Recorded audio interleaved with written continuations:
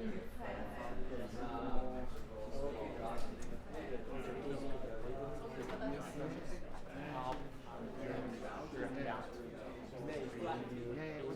Nick, can you get a mic check? Hi, I'm Nicky. Welcome to Alpha. Life is busy. Every day we ask so many questions. What should I wear? What's the weather going to be like? What's happening today? How am I going to fit everything in? But then there are those bigger questions. Like, why am I here? Where am I heading? Is this it? Is there more to life than this?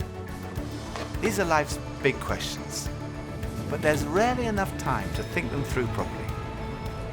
We all have different perspectives on the meaning of life and faith, and Alpha is an opportunity to explore life's big questions. This is a great place to come together and talk about them openly and honestly. I'm Gemma. I'm Toby. And this is Alpha.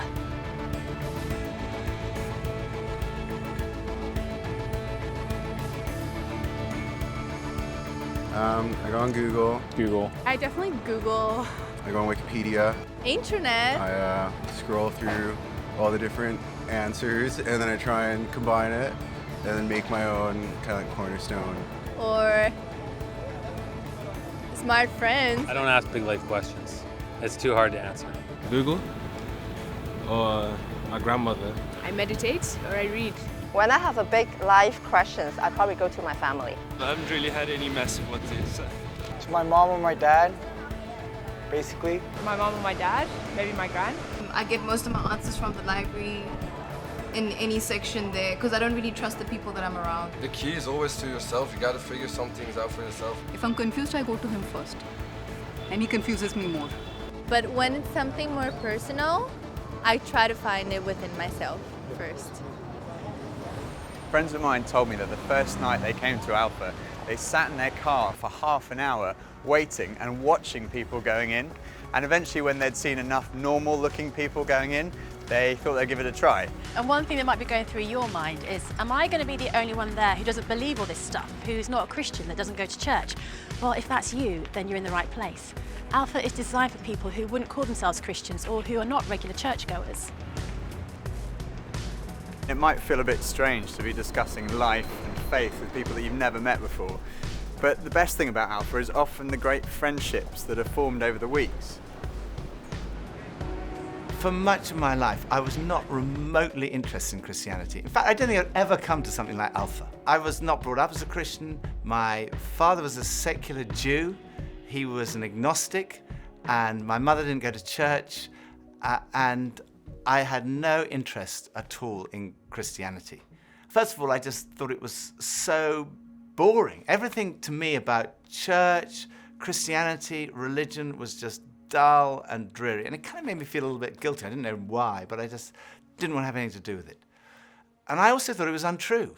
I thought I'd sort of thought it through, and I'd come up with these intellectual objections, and I called myself, very pretentiously, I called myself a logical determinist. And I quite enjoyed arguing with people who called themselves Christians. And at university, I had a bit of a reputation for being an argumentative atheist. And I also thought it was irrelevant to my life. I couldn't see how someone who'd lived 2,000 years ago, 2,000 miles away, could have any relevance to my life today. It just seemed outdated and irrelevant. But at the same time, looking back now, I would say something was missing. I say that because I don't think I was living in the moment. I was always looking forward to the next thing in life. So when I was at school, I was thinking, when I finish my exams, maybe that will be when I'm going to really start to enjoy life. I finished my exams, and then after about 3 weeks, I started to think there's got to be more to life than this. And I thought, well, maybe when I've left school, that will be what life's all about.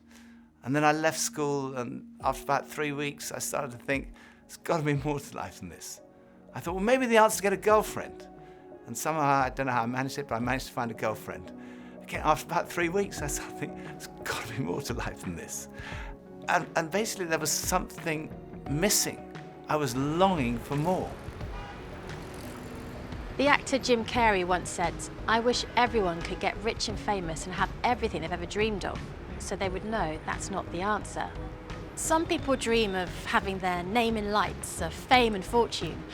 Some people dream of finding happiness through relationships, careers, money, whatever it may be. But do you ever get that niggly feeling that as good as those things are, there must be more to life? Yeah, all too often life just doesn't turn out the way we think it should. And even when it does and we achieve our wildest dreams, it's somehow never quite enough. It just doesn't satisfy. It's like there's something missing. The comedian and actor Russell Brand said, "Drugs and alcohol are not my problem. Reality is my problem. Drugs and alcohol are my solution to fill up a hole inside me." And Jesus said, "I am the bread of life." In other words, I'm the one who fulfills the longing that's deep inside every human heart. Jesus claimed to be the one person who can satisfy that spiritual hunger. Freddie Mercury, the lead singer of the rock group Queen, had amassed a huge fortune and attracted millions of fans. But he admitted in an interview shortly before his death that he was desperately lonely. He said this, "You can have everything in the world and still be the loneliest man, and that's the most bitter type of loneliness. Success has brought me world idolization and millions of pounds, but it's prevented me from having the one thing we all need, a loving, ongoing relationship." Jesus said, "I am the way, the truth, and the life." Ultimately, there's only one relationship that is totally loving and goes on forever, and that's a relationship with God. And Jesus said, "I am the way to that relationship."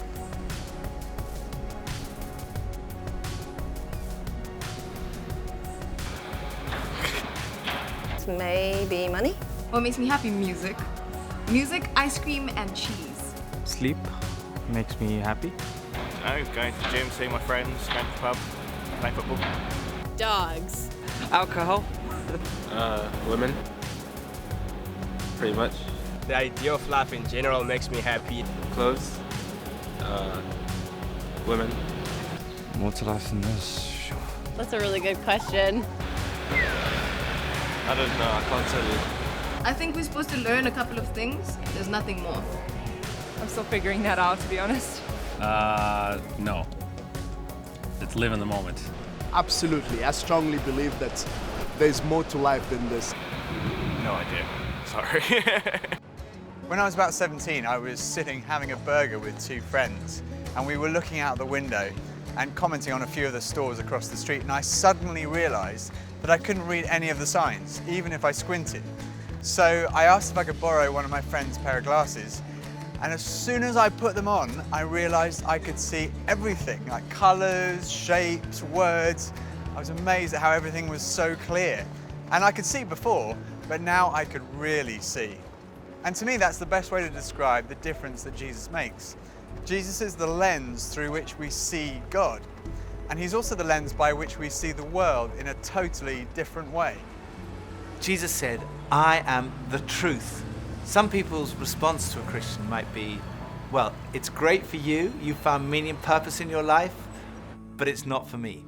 But when you think about it, that's not actually a logical position, because if Christianity is true, it's of vital importance to every one of us. And if it's not true, it's not great for us, because it means we're deluded. C.S. Lewis was one of the great intellectual giants of the 20th century, probably best known as the author of the Chronicles of Narnia. He said this, "Christianity, if false, is of no importance, and if true, of infinite importance. The only thing it cannot be is moderately important." I come from a family of lawyers, so naturally I wanted to look at the original documents and sources. I never really looked at the evidence before, and I was astonished at how much evidence there is for the life, death, and resurrection of Jesus. For me, it was through reading these documents that we find in the New Testament that I came to the conclusion, it's true. One of the last cases I did as a lawyer was in the Court of Appeal in front of Lord Denning, an absolutely brilliant mind, perhaps the greatest judge of the 20th century. He said on one occasion that his Bible was his most tattered book in his library. He'd examined the evidence really carefully, and he came to the conclusion, it's true. One former professor of history at Oxford University described the resurrection as the best attested fact in history. I hadn't realized how many of the pioneers of modern science were believers. Descartes, Newton, Kepler, Galileo, Locke, Copernicus, Faraday, Kelvin, Pasteur. Francis Collins, one of the greatest scientists of our time, was director of the Human Genome Project, mapping the 3 billion letters in the human DNA, considered by many to be the most significant scientific undertaking of our time. He describes how he encountered Jesus and came to believe in the truth of Christianity. Well, in the home where I grew up, faith was not something that was talked about very much. My father was a professor of drama, my mother a playwright. When I went to college and those discussions in the dorm late at night about religion began to occur, I had no particular reason to attach value to a faith system. It had never been something I was familiar with or had internalized at all. And I assumed that any religious feelings that anyone held must be on the basis of some emotional experience, and I didn't trust those, or on the basis of some childhood indoctrination, which I felt I was fortunate to have missed. I loved the experience of learning about the human body and all of the components of that, and I particularly loved being introduced to genetics. But then I ended up in the medical school curriculum sitting at the bedside of patients with diseases. This was no longer an abstract study of molecules and organ systems. These were real people. And one afternoon, one of my patients, a wonderful elderly woman, much like a grandmother, who had very bad heart disease. She had a particularly bad episode of chest pain while I was with her. She got through it, and at the end of that, explained to me how her faith was the thing that helped her in that situation. She realized that the doctors around her weren't really giving her that much help, but her faith was. And after she finished her own very personal description of that faith, she turned to me, and I had been silent, and she looked at me quizzically, and she said, "What do you believe, doctor?" And ultimately, I had to admit to myself that her question had made me realize that I had arrived at an answer to the most important issue that we humans ever deal with. Is there a God? And I had arrived there without ever really looking at the evidence. And I was supposed to be a scientist. If there's one thing scientists claim they do is to arrive at conclusions based upon evidence. And I hadn't taken the trouble to do that. I was greatly assisted by a pastor who lived down the road, who I went and asked about all this, and who gave me a copy of C.S. Lewis's wonderful book, Mere Christianity. Because here was an Oxford scholar, a prodigiously developed intellect, who had traveled the same path. Within those pages, I realized for the first time that one can come to belief on a rational basis, and that in fact, given the many pointers that one sees around oneself in terms of the universe and it having a beginning, and its fine-tuning in terms of the way in which all those constants that determine the behavior of matter and energy seem to have been set just in a certain very precise range to make life possible. And many other things, including my beloved mathematics and why they actually work anyway to describe the universe, something that makes you think the Creator must have been a mathematician. That brought me then to the person of Jesus Christ as a person who was historically extremely well documented. That was news to me. I thought Christ was as much myth as history, and I realized after reading more about it, this was a historical figure upon which we have a great deal of evidence for his existence and his teachings, and even his rising from the dead in a literal way. That day at my patient's bedside started a journey for me, a journey that I was reluctant to begin, but I felt I needed to, a journey that I thought would result in strengthening my atheism, but to my surprise, resulted in my conversion. There's a difference between knowing facts about someone and really knowing them personally. Now, I've known my husband Phil for 3 years now, but suppose if before we met, I found him on a website called The Amazing Man. Now, there's no doubt I would have looked at him and thought, okay, I'm intrigued.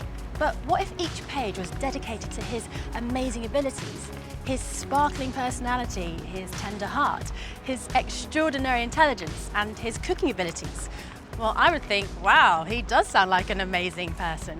But that's head knowledge. But I also have the privilege of being married to him, and I know that he's an amazing person, which is knowledge that comes from experience of a relationship, and that's heart knowledge.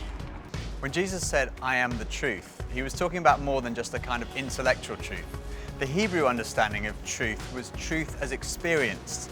And there's a big difference between a kind of intellectual knowledge and a personal knowledge, between your head and your heart.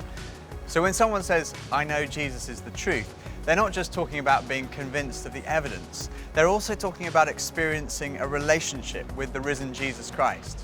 So Jesus said, I am the way, the truth, and lastly he said, I am the life. I have come that you may have life and have it to the full.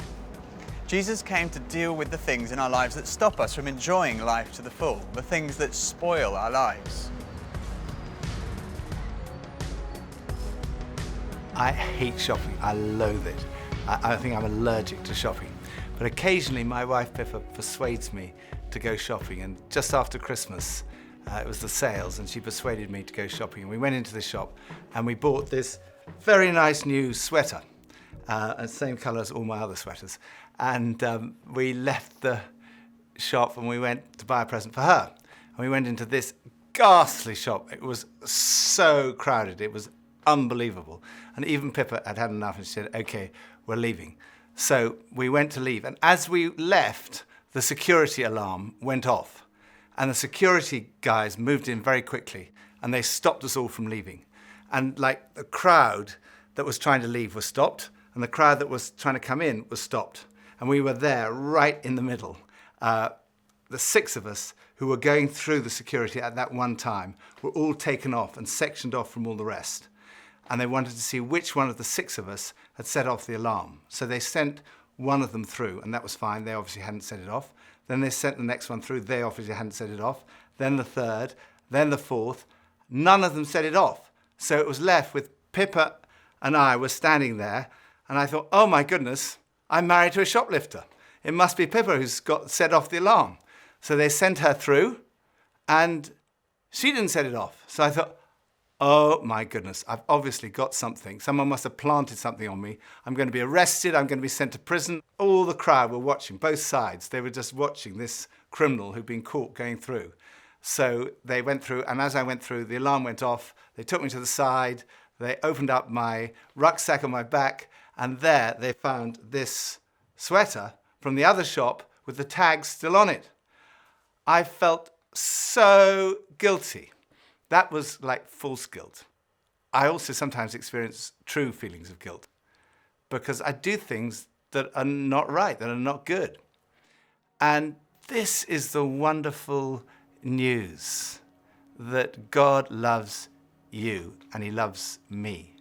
God came in the person of his Son, Jesus Christ, to die for you and for me. And on the cross, he took all of your guilt, all of my guilt, everything you've ever done wrong, everything I've ever done wrong, said wrong, thought wrong, and he died in our place in order that we could be forgiven. And forgiveness, C.S. Lewis said, it's like a recording of our life wiped completely clean. And when we receive that forgiveness, we find life, and life in all its fullness. And that's what Jesus wants for you and for me. Life in all its fullness. Life at its very, very best. I think for so many years, I always just strived to be strong in myself. And it was as if that all I needed was me and my buddies and, we'd be like invincible. But the truth is, none of us are. And I don't want to do this thing called life. I don't want to do it on my own. And it kind of feels like my longing for this light inside is now stronger than my fear of what others might think. And people often ask, well, doesn't that make faith like a crutch? And, well, maybe, but, what does a crutch do? A crutch helps you stand, and it makes you stronger. And in that case, sure, I need a bit of that. But especially when it's so much more than that. When this faith inside is also like a backbone, helping me stand tall and helping me be strong when I'm really up against it, facing those odds, whether it's on a mountain or stuck in some jungle or just dealing with the storms, with the storms of life. Sure, I need it, I need that.